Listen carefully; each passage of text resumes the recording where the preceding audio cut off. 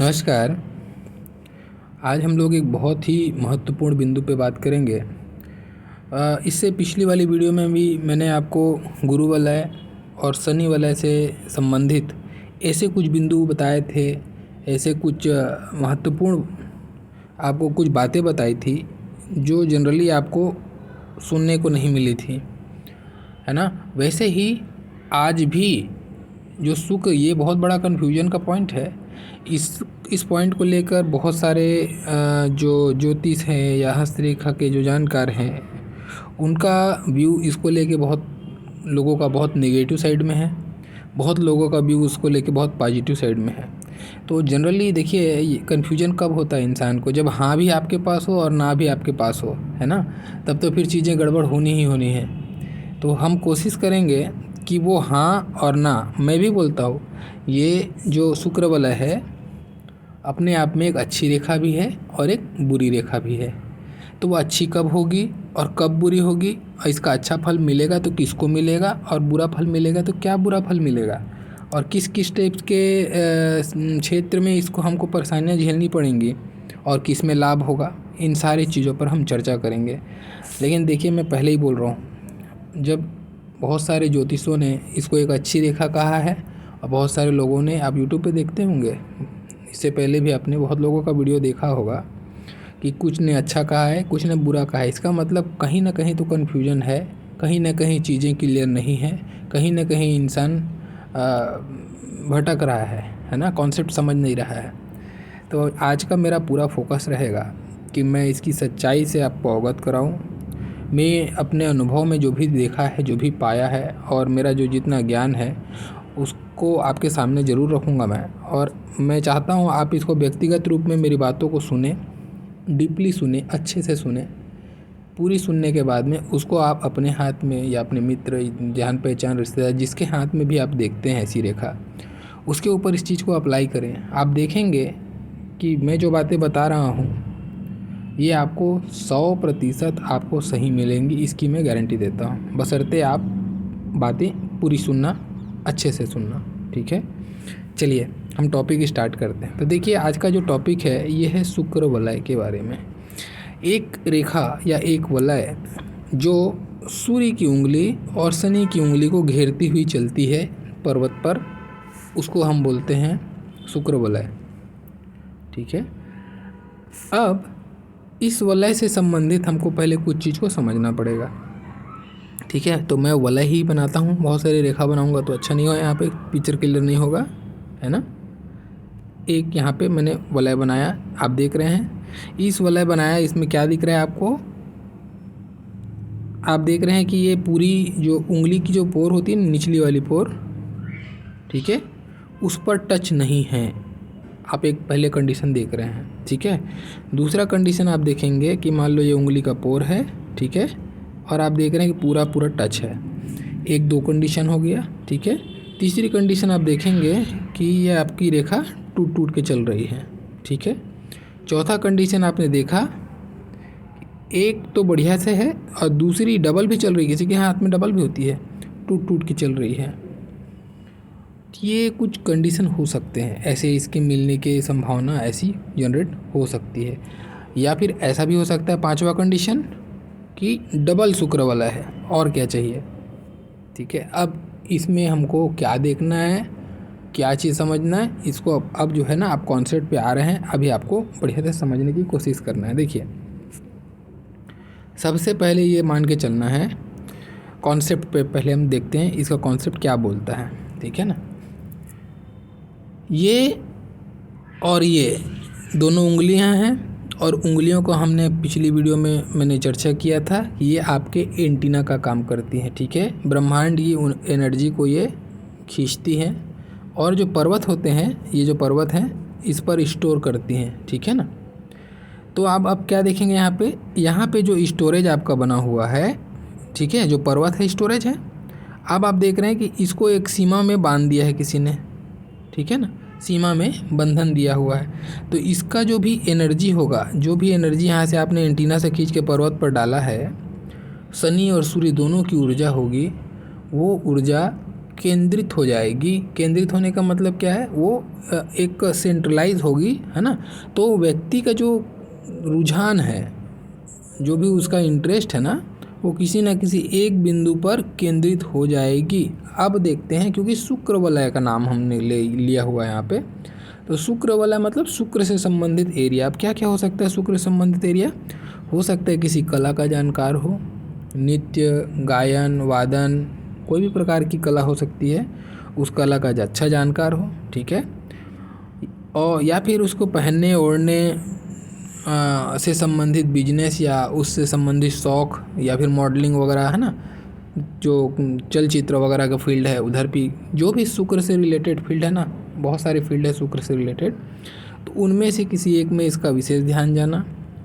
या फिर देखो, अभी आपकी कामुकता को भी शुक्र बताता है ना, स्त्री के प्रति या विपरीत लिंग के प्रति आकर्षण को भी बताता है।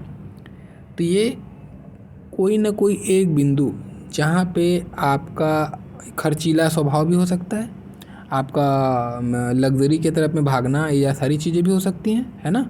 तो शुक्र अपने तरफ में उसको केंद्रित कर रहा है, शुक्र वाला पूरा कंप्लीट है और ऐसी स्थिति है, तो शुक्र क्या कर रहा है, इसको नियंत्रित करने की कोशिश कर रहा है, इसको केंद्रित कर दिया, इसका ध्यान शुक्र के तरफ में जाएगा, चाहे वो मॉडलिंग पे जाए, चाहे वो शुक्र से संबंधित बिजनेस पे जाए, चाहे वो शुक्र से संबंधित उसके आचरण पे आ जाए। आचरण पे आने का कहने का मतलब वो दिखावाबाजी, शो ऑफ वाली कहानी, ठीक है, या फिर विपरीत लिंग के प्रति मजबूत आकर्षण, इन सारी चीज़ों पर जा सकता है। ये तो हो गया इस रेखा का काम। शुक्र वाला का काम क्या कर दिया, इसने आपको केंद्रित कर दिया, शुक्र ने आपको केंद्रित किया, आपको अपने तरफ ध्यान खींचा। शुक्र वलय का ने इतना काम है कि वो आपके तरफ आपका ध्यान खींचेगा, समझ गए। अभी देखिए, हम अपने को 1 बाय 1 एकदम सीक्वेंस में समझना है, नहीं तो फिर जो कॉन्सेप्ट है ना, कोई अच्छा और कोई बुरा बोल के निकल जाता है, फिर वहीं गड़बड़ हो जाएगी।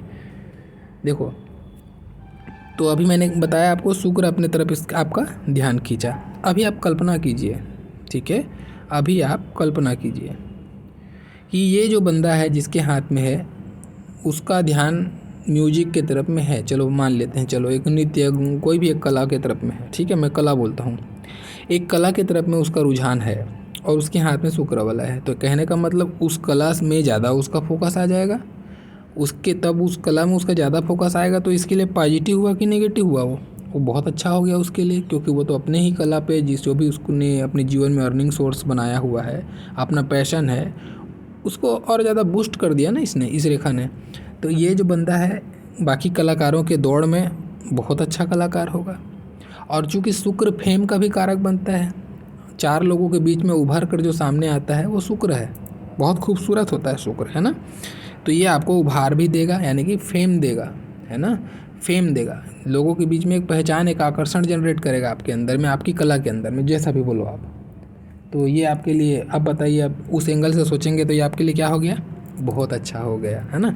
तो अब आपको क्या देखने को मिलेगा, अगर ये कोई कलाकार है तो इसकी हृदय रेखा, मस्तिष्क रेखा और जीवन रेखा, तीनों रेखाएं अगर शुद्ध कंडीशन में हैं, ठीक है, आप कलाकार की बात को साइड पे थोड़ा छोड़ दीजिए, अब ये समझ लो शुक्र वाला है और तीनों रेखाएं अगर आपकी स्वस्थ हैं, स्वस्थ है कहने का मतलब अगर द्वीप युक्त नहीं है, टूटी नहीं है, चौड़ी नहीं है, गाढ़ी नहीं है, अच्छी स्वस्थ कंडीशन में अगर तीनों रेखाएं चल रही हैं, और ख़ास करके ये 2 रेखाएं, जीवन रेखा थोड़ी आगे पीछे ख़राब हो रही चलेगा, ठीक है, वो जीवन में तकलीफ़ देगा आपको, लेकिन इस रेखा का नेगेटिव प्रभाव नहीं मिलेगा, ठीक है। अगर ये मस्तिष्क रेखा और हृदय रेखा और मस्तिष्क रेखा, ये दोनों रेखाएं अगर आपकी स्वस्थ हैं, मतलब आप इमोशनली और मेंटली, ये जो शुक्र का आपको प्रभाव आ रहा है ना, इसको हैंडल करने के आप योग्य हैं, ये मान के चलो। आप शुक्र का जो प्रभाव आ रहा है उसको हैंडल करने का योग्य होना मतलब हो गया आपका सीधा बात कि अभी आपको इसका जो, जैसे कि मैंने कहा ना, विपरीत लिंग के प्रति आकर्षण हो गया, वो भी एक कारक बन रहा था ना, इसको तो रिजल्ट देना है अपना। तो मान लो इसने कला के साथ साथ में आपको विपरीत लिंग के प्रति आकर्षण भी दिया, ठीक है, एक भटकाव की स्थिति जनरेट हुई वहाँ पे। तो आप अगर इमोशनली और मेंटली कैपेबल हैं उस जो उफान को अपने आप में थामने के लिए, तो फिर आप क्या करोगे, तो फिर आप अच्छी नज़र से दूसरी स्त्री के तरफ में देखोगे, एक मर्यादित नज़र होगी, एक मर्यादित सोच होगी आपकी, तो आपको ये नेगेटिव इफेक्ट नहीं मिलेगा। ठीक है, तो ये आपको बचाएगा उन सारी चीज़ों से। तो आपको इसमें प्लस पॉइंट क्या रहा है, आपकी कला में उभार लाएगा। तो मेंटली आप स्ट्रांग हैं और इमोशनली भी स्ट्रांग हैं। तो कहने का मतलब आप अपनी जो कला वाली क्षेत्र में जो पॉजिटिव साइड है उसको ज़्यादा अडॉप्ट कर रहे हैं शुक्र वलय का, और नेगेटिव साइड को आप बिल्कुल अडॉप्ट नहीं कर रहे हैं। इसका मतलब आपका जीवन अच्छा रहेगा। ये शुक्र वलय आपको बहुत आनंद देगा, लाभ देगा, है ना। अब ये तो हो गया फंडा वाली बात। ठीक है, ये हो गया टेक्निकल बातचीत इसका। अब चूँकि देखो मैंने अभी आपको बताया ये वलय के बारे में, अब जो मैं बात बता रहा हूँ ये सबसे इम्पोर्टेंट बिंदु है इस वलय के संबंधित। इसको ध्यान रखना, अभी जो बता रहा हूँ समझने की कोशिश करना। अभी तक आपने, ठीक है चलो मैं मान लिया आपकी हृदय रेखा भी अच्छी है, आपका मस्तिष्क रेखा भी अच्छा है, शुक्र वाले भी आपने बनना था, आपने उसको पॉजिटिव वे में धारण करने का कोशिश किया। आप क्या किए, उसकी पॉजिटिविटी को गेन करने की कोशिश किए। ये दोनों रेखाएं ये आपको इंश्योर करती हैं। लेकिन क्या आप वाकई में उसकी पॉजिटिविटी को जो गेन करना था उतना % गेन कर पाओगे? क्या आपका प्रयास सफल हो पाएगा? जो आप गेन करने की कोशिश कर रहे हैं, ठीक है, मेंटली और इमोशनली जो आप गेन कर रहे हैं, जितना अपने आप को थामने की कोशिश कर रहे हैं, क्या ये थामने की जो लिमिट है ये लंबी रह पाएगी या थोड़ी देर के लिए थाम पाएंगे फिर आप भटक जाएंगे? अब देखिए यहाँ पे रोल, बहुत मेजर रोल किसका आता है, चंद्रमा का। तो ठीक है, बस यही चीज़ को जो YouTube में या फिर जो आप सुनते हैं जिनको भी पामिस्ट को, कोई किसी को भी, वो यहीं पे गलती करते हैं और इसी कारण से इसका पूरा फंडा अर्थ का अनर्थ हो जाता है। इसमें सबसे इम्पोर्टेंट रोल आता है ना, कभी भी शुक्र वाला बना तो बिना चंद्रमा के आप इसकी गणना नहीं करेंगे, नहीं तो फिर ये गड़बड़ होना ही होना है। ध्यान दीजिए अब क्या है, अगर आपका चंद्रमा का क्षेत्र, ये जो क्षेत्र जैसे आप पिक्चर में देख रहे हैं ना ऐसा सीधा बना हुआ है, ये नहीं, ऐसा अगर है तो ख़राब है ये।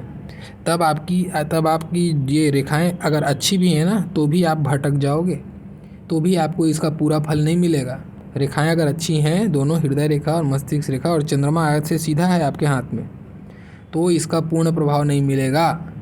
आपको इसकी नेगेटिविटी मिल सकती है, आपके लिए फिर ये अच्छा नहीं है। अनेक प्रकार के संबंध में आपको घेर देगा, अनेक प्रकार की भटकाव की स्थिति जनरेट करेगी, खर्च की स्थिति जनरेट करेगी, आपका मिजाज शौकिया कर सकता है, दिखावाबाजी पसंद हो सकता है, ठीक है, पर स्त्री के साइड में अट्रैक्शन करा सकता है, मल्टीपल अफेयर्स करा सकता है, ऐसी चीज़ें ये जनरेट करता है।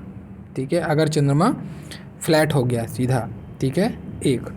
दूसरा, अगर आपका हाथ अंदर में कालीमा है, हाथ में आप देखते होंगे ना हथेली थोड़ी काली हथेली होती है, तो ये भी अच्छा नहीं है। तब फिर ये आपका थोड़ा नहीं, आपका बहुत बुरा प्रभाव देगा ये। तब ये शुक्र वाला अगर है ना तो ये आपको पर स्त्रीगामी कराएगा, अनैतिक संबंध कराएगा, और अनैतिक संबंध करा के आपकी बदनामी कराएगा।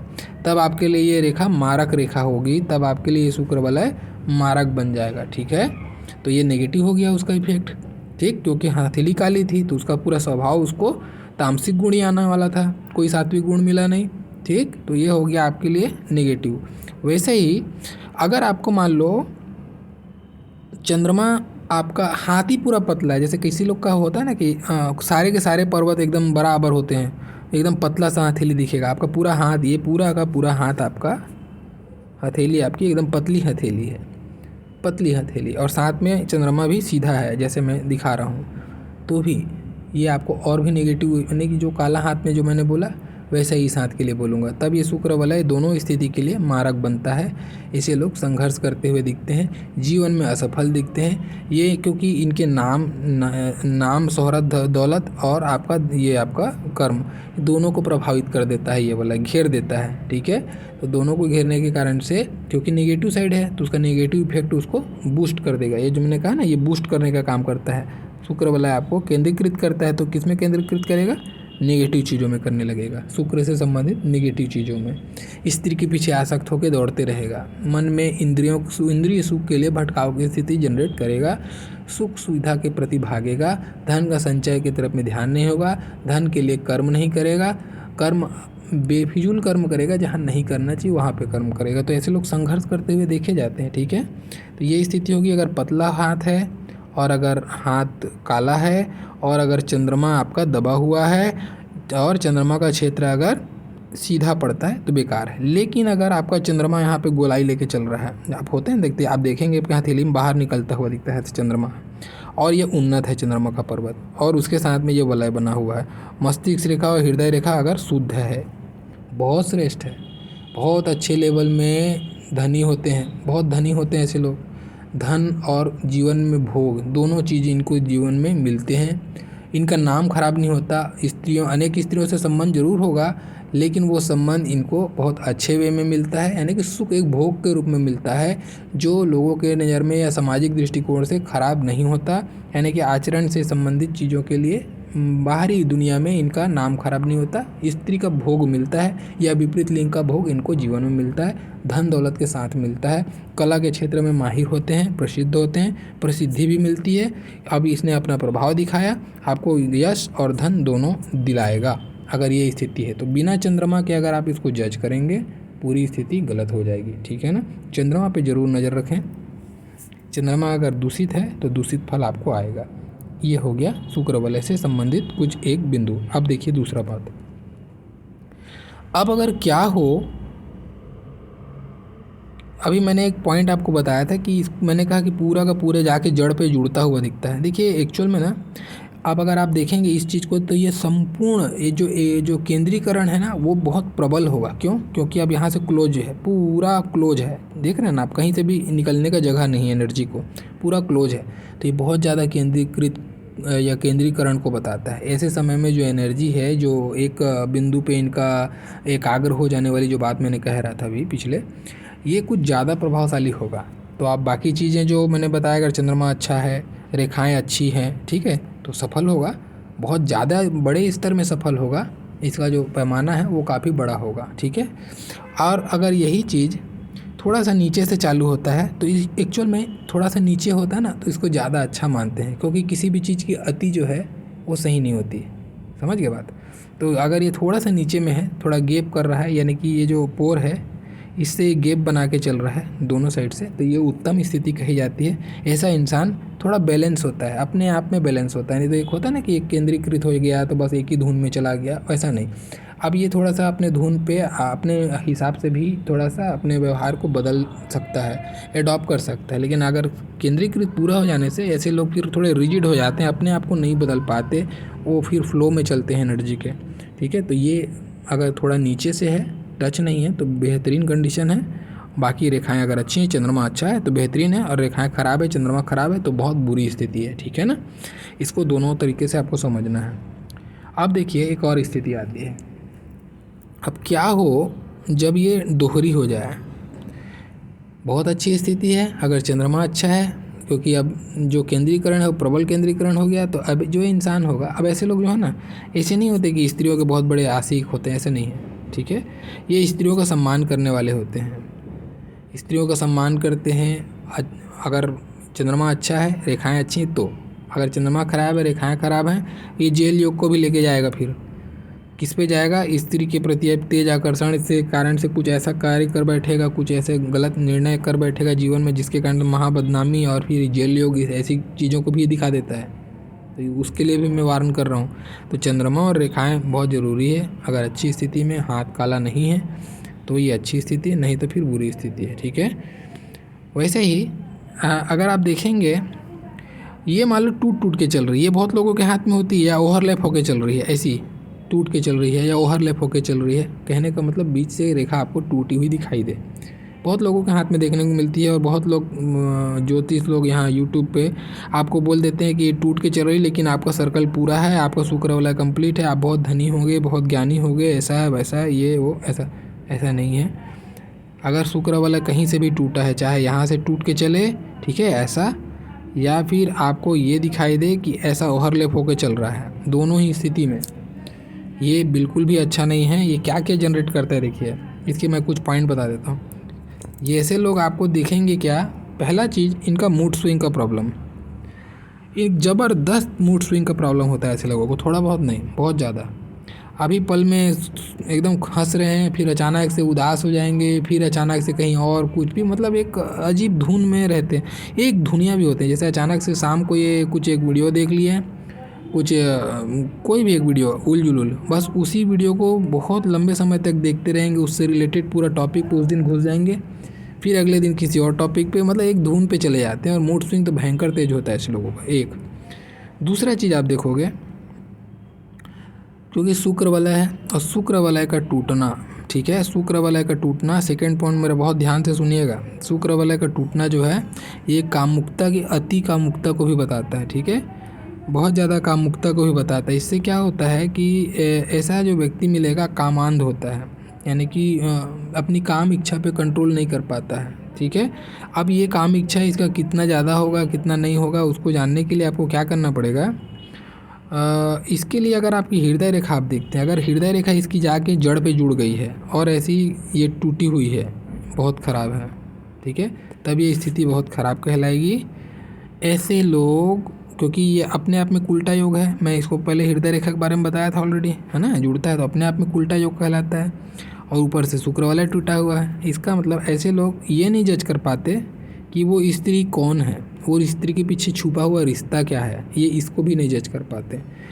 तो इनको केवल स्त्री मतलब स्त्री समझ में आती है, ये इस कदर कामांध हो जाते हैं, तो ये बहुत ख़राब स्थिति हो जाती है, ठीक है। अगर इन दोनों का कॉम्बिनेशन इस टाइप का है तो ये बहुत ख़राब है।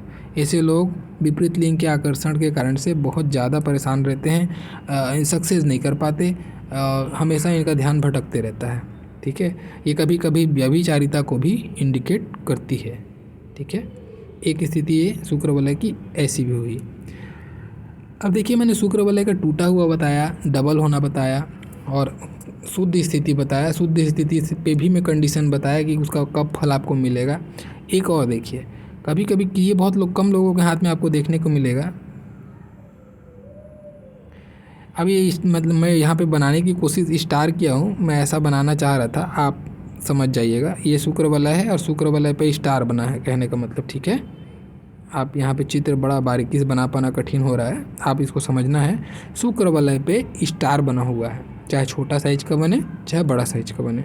अगर शुक्र वलय पे स्टार बना है, ये देखिए कंडीशन अलग अलग होंगे। अगर ये लड़की के हाथ में है तो ऐसे लोगों को विशेष रूप से सावधान रहना चाहिए। अपने गर्भाशय को, यूट्रस से रिलेटेड प्रॉब्लम यानी हार्मोन से रिलेटेड प्रॉब्लम, और आपका जो हम लोग का गुप्त अंग से रिलेटेड प्रॉब्लम, यौन रोग, इनसे सावधान रहना चाहिए। ये प्रमेह की बीमारी को बताता है, एक प्रकार का बैक्टीरियल इन्फेक्शन को बताता है, और ये इन्फेक्शन काफ़ी लंबे समय के लिए इनको परेशान करता है। कभी कभी गर्भधारण से संबंधित चीज़ों में भी परेशानी प्रदान करता है।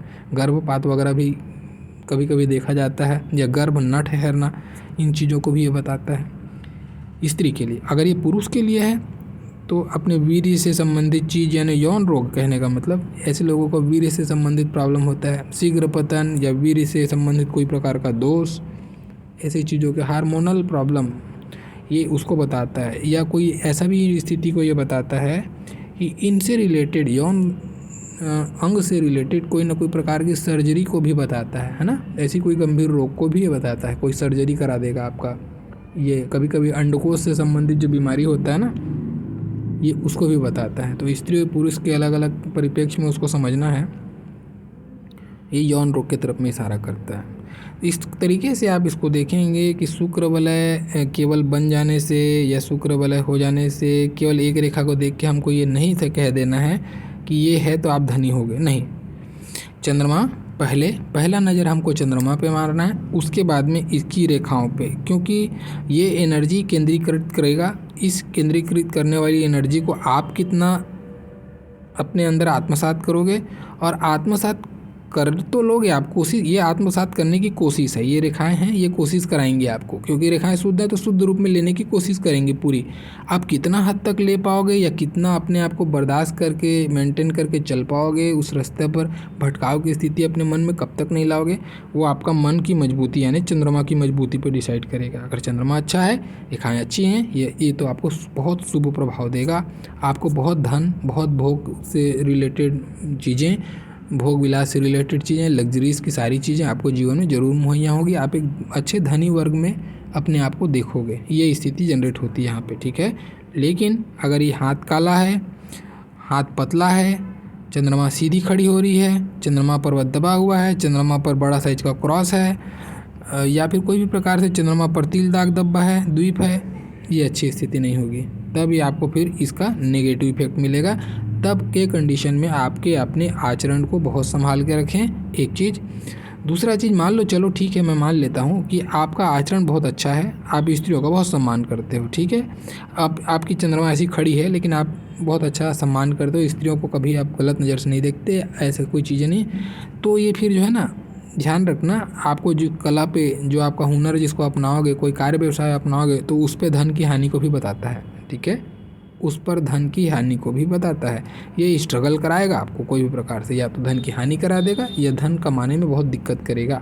ये ऐसी स्थिति जनरेट कर देगा क्योंकि आपके कर्म और आपका पहचान दोनों को घेर के बैठा है। ये आपको नेगेटिव इफेक्ट देगा अगर चंद्रमा ठीक नहीं है तो, ध्यान रखना, ठीक है।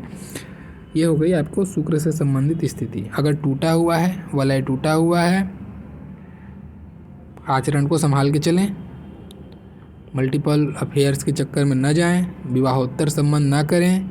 ऐसे लोग विवाहोत्तर संबंध बनाते हैं, शादी के बाद संबंध इनका होना तय है, ऐसी स्थिति जनरेट करता है, ठीक है। और ये अगर साथ में ऐसा हो गया तब तो और भी बुरी स्थिति हो गई, ठीक है।